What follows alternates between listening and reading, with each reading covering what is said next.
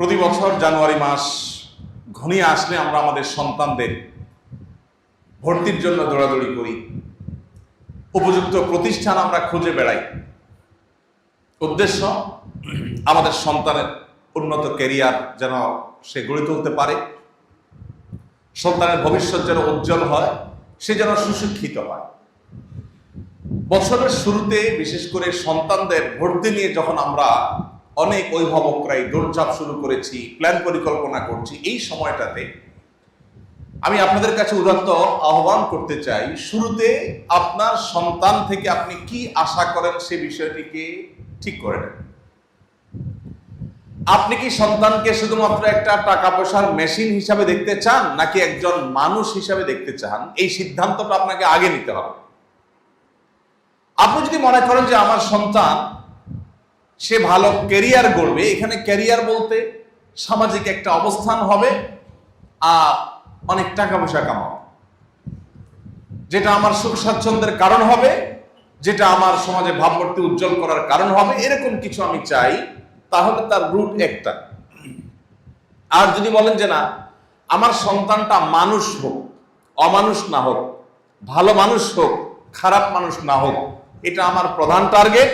এর পাশাপাশি সে ভালো ক্যারিয়ার গড়ে তুলুক, ভালো ডাক্তার ইঞ্জিনিয়ার হোক, ভালো আলেম হোক, ভালো প্রতিষ্ঠিত মানুষ হোক, সেটা আমি চাই, তাহলে তার রুট আরেকটা। আমি একটি কথা প্রায় বলার চেষ্টা করি যে আমাদের এই সমাজে বেশিরভাগ বাবা মা চায় আমার সন্তান থাকুক দুধে ভাতে, বাস, ফুল স্টপ, দাড়ি, আর কিছু চাওয়া নেই। চাওয়াই এটা যে আমার সন্তান কিসে থাকুক? দুধে ভাতে থাকুক। সন্তান দুধে ভাতে থাকুক, এই চাওয়াটা দোষের না ভাই।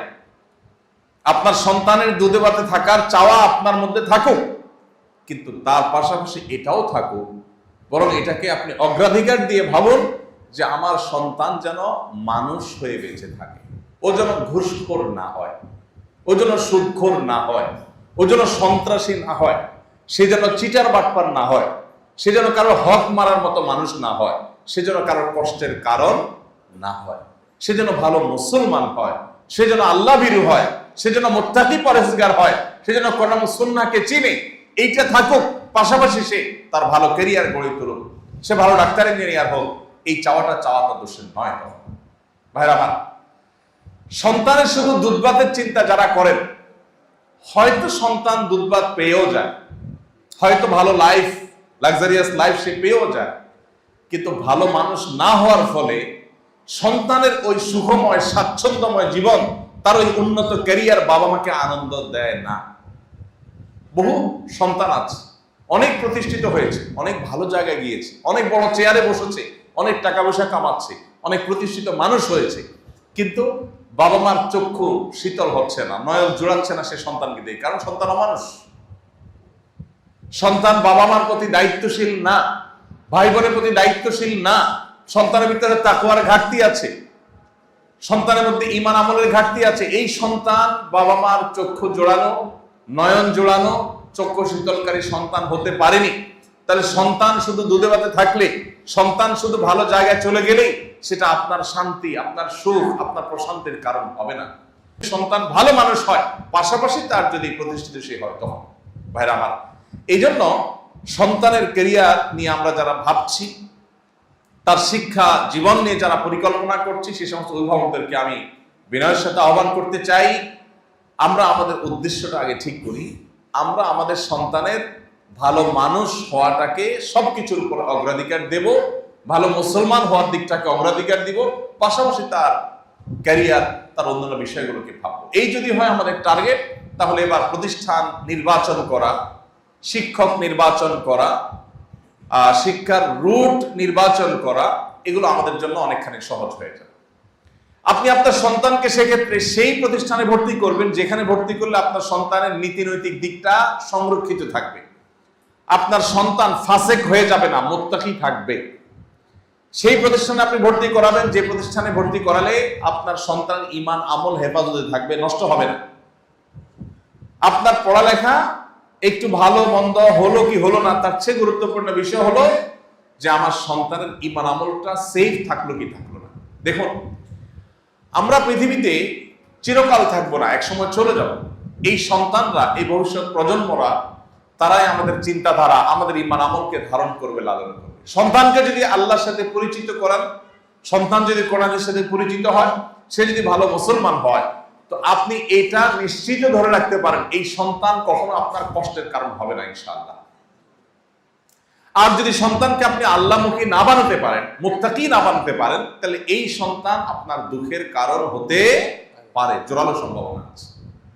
ভাইরা আমার, আমাদের সন্তানদের ব্রেইন গুলোকে ধোলাই করবার জন্য, মগজ ধোলাই করবার জন্য পশ্চিমারা তাদের মতে করে শিক্ষা কারিকুলাম আমাদের এখানে পুশ করার চেষ্টা করে। আমি এর আগে বলেছিলাম, শিক্ষা মন্ত্রণালয়ে বেশ কয়েকবার আমাকে যেতে হয়েছে পাঠ্যপুস্তক নিয়ে, শিক্ষা কারিকুলাম নিয়ে নানা বিষয়ে,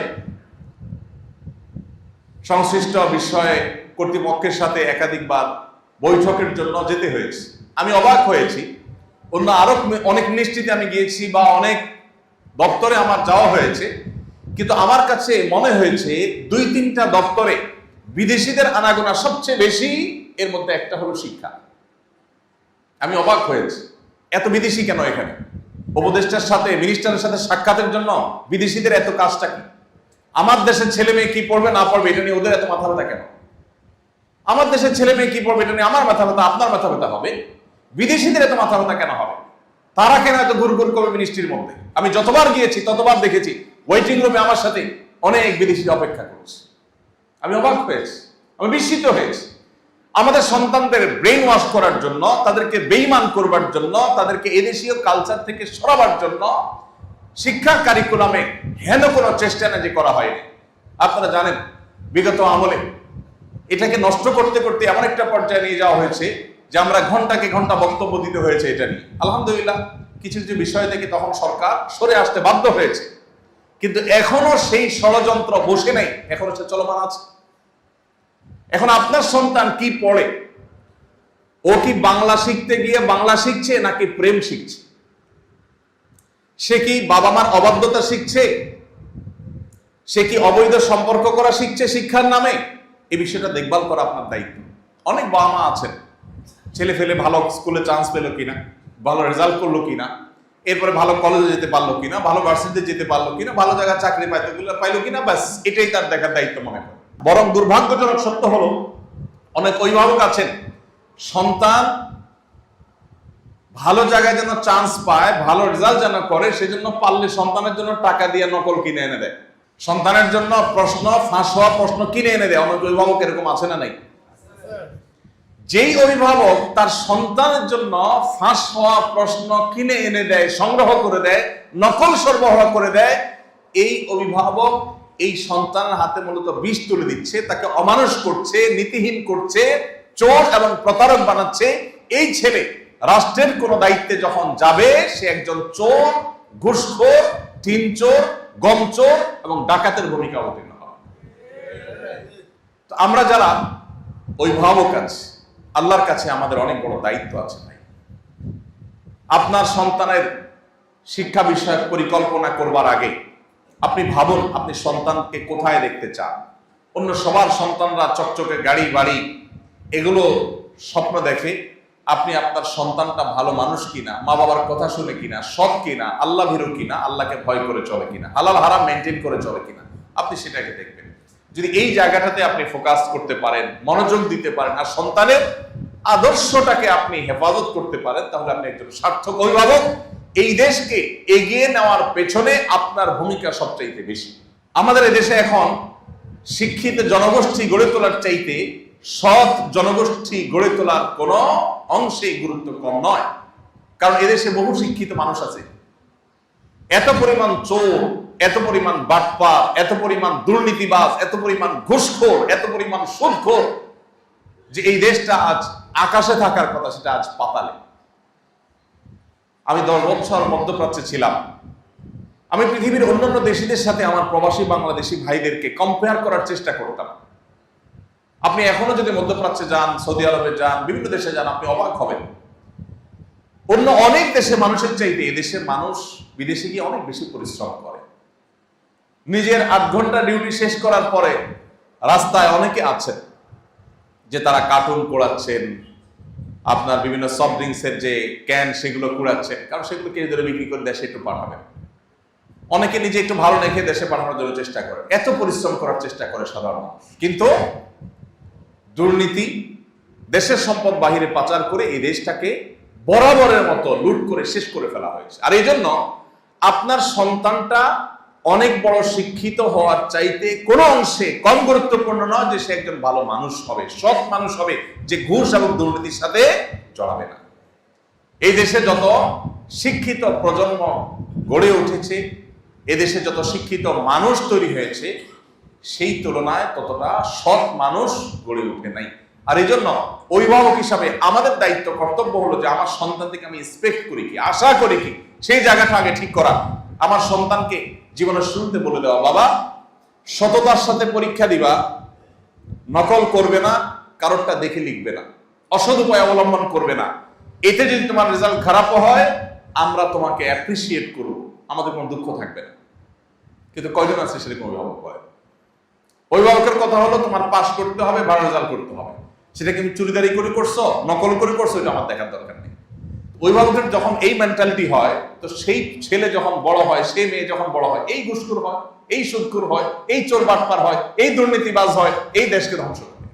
এই জন্য আমাদের জীবনের লক্ষ্য, বিশেষ করে সন্তানদের কাছে আমাদের যে এক্সপেকটেশন, এটাকে ঠিক করা দরকার। আমি প্রায় বলি, আমার ছেলে মেয়েদেরকে আমাদের সবসময় বলা আছে, ভালো ফলাফল চাই, তবে সদ উপায়ে হলে আলহামদুলিল্লাহ, না হলে কোনো দুঃখ নেই। আপনার সন্তান সৎ এবং ভালো মানুষ থাকতে পেরেছে, এটাই তার জীবনের সবচেয়ে বড় সাফল্য। এই জিনিসটা যত তাড়াতাড়ি আমরা বুঝতে পারবো, তত তাড়াতাড়ি আমাদের কল্যাণ হবে। আমাদের মুশকিল হলো জগতের চাকচিক্যগুলো আমাদেরকে প্রভাবিত করে। অমুকের ছেলে এটা করেছে, আমার ছেলে কি করেছে, অমুকের ছেলে তমুকটা করেছে, আমার ছেলে কি করেছে। এভাবে আমরা আমাদের সন্তানদেরকে জাগতিক বিষয়গুলোতে কম্পেয়ার করি, তাদের নীতি এবং আদর্শটা সেভাবে আমরা শিখাই না। এই জন্য শিক্ষাবর্ষের শুরুতে সন্তানের জন্য সেরকম প্রতিষ্ঠান, সেরকম শিক্ষা, সেরকম শিক্ষক, সেরকম পরিবেশ আপনি নিশ্চিত করুন যেখানে সন্তানের নীতি, আদর্শ, মোরালিটি, নৈতিকতা ঠিক থাকবে। এরপর বাকি যা হবে না। আল্লাহ তাআলা আমাদের সবাইকে আমাদের সন্তানের সেই উজ্জ্বল ভবিষ্যৎ গড়ে তোলবার সূচনা এখন থেকে করার তৌফিক দান করুন। আমাদের সন্তানদের ঈমান, আমল, সততা, নীতি, নৈতিকতা, আদর্শ এগুলো যেন সুরক্ষিত থাকে, সেজন্য নিজেদের ভালো মানুষ হওয়ার পাশাপাশি তাদেরকে নিয়ে বসতে হবে, আলাপ আলোচনা করতে হবে, ঘরোয়া বৈঠক হইতে হবে। পরিবারগুলোতে এখন ঘরোয়া বৈঠক নাই, শুধুমাত্র টেলিভিশন রুমে সবাই বসে ভূতের মতো টেলিভিশনের দিকে চেয়ে থাকে। সন্তানদের নিয়ে বসে আলাপ আলোচনা হয় না যে বাবা কি হওয়া দরকার, বলো বড় শিক্ষিত হওয়াটা গুরুত্বপূর্ণ না ভালো মানুষ হওয়াটা গুরুত্বপূর্ণ? মনুষ্যত্ব ঠিক রেখে কিভাবে তোমার ক্যারিয়ার করতে পারো, আসলে সে প্ল্যান পরিকল্পনা করি। তোমার কাছে আমাদের এক্সপেকটেশনটা কি? বেশিরভাগ বাবা মারা সন্তানদেরকে এমন ভাবে চাপ দেয় যে পড়ালেখা করবি, ভালো রেজাল্ট করবি, ভালো জায়গায় চান্স হয়, বাস শেষ, জীবনের লক্ষ্য শেষ। এই জায়গা থেকে আমাদের সরে আসতে হবে। আল্লাহ তাআলা আমাদের সবাইকে সে তৌফিক দান করুন। আমাদের প্রিয় স্বদেশকে সমৃদ্ধ, দুর্নীতি মুক্ত, সকল প্রকার অনাচার মুক্ত, অসততা মুক্ত একটি শান্তির আবাসভূমি হিসেবে আল্লাহ তাআলা কবুল এবং মঞ্জুর করুন। তবে তার সূচনা হতে হবে আমাদের বাসাবাড়ি থেকে, আমাদের পরিবার থেকে, আমাদের ছেলে মেয়েদের থেকে, আমাদের সন্তানদের থেকে। তো আমরা সেই চেষ্টাটা এখন থেকে আমি আশা করি করব।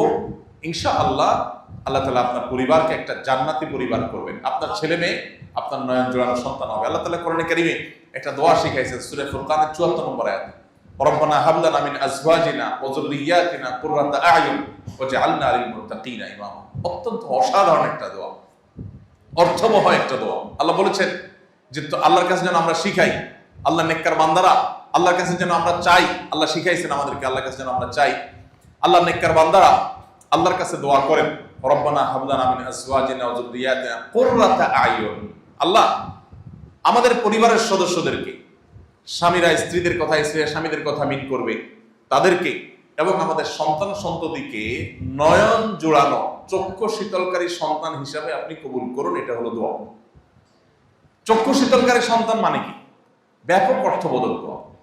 আপনার সন্তানটা দেখতে অনেক সুন্দর, হৃষ্টপুষ্ট হয়েছে, ভিতরে অনেক বড় দুরারোগ্য ব্যাধি আছে, আপনার কখনো ভালো লাগবে না।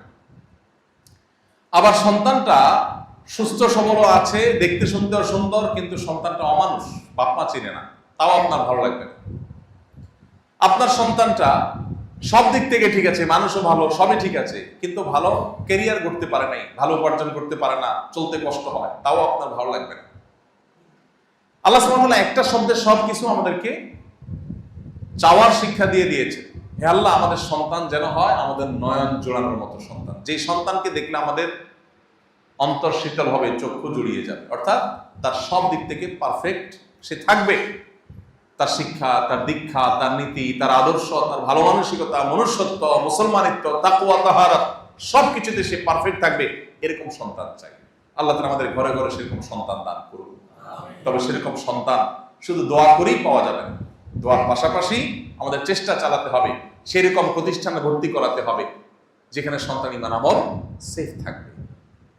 আমাদের সন্তানদের ঈমান আমলকে গ্রাস করবার জন্য হাজারটা আয়োজন চলছে।